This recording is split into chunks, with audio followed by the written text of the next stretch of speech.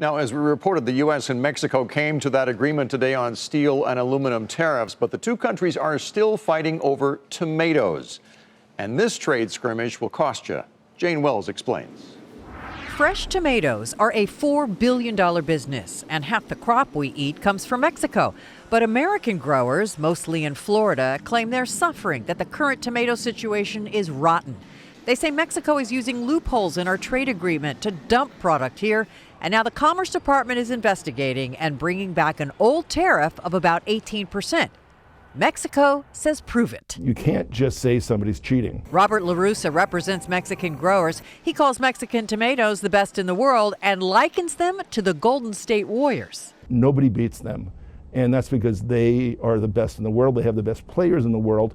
If somebody just says they're cheating, they'd have to have something to back that up. It's the same with Mexican tomatoes. Some small Mexican growers are now saying they're going to stop shipping tomatoes north because their U.S. import operations cannot afford now to put up the cash bond to cover the potential tariff until the issue is decided.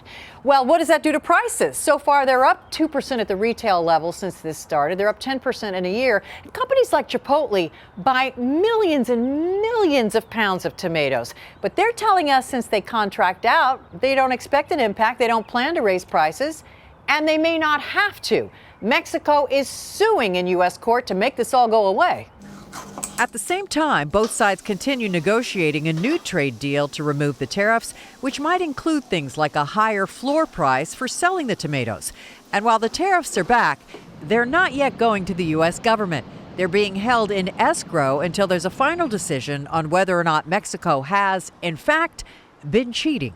But wait, there's more. We may get half our fresh tomatoes from Mexico, but we get 80% of our avocados from there. And avocado prices are way up ever since the president threatened to close the border.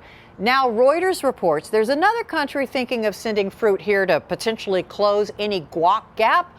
A country we're hearing a lot about during these trade wars, Vietnam. For Nightly Business Report, I'm Jane Wells in Los Angeles.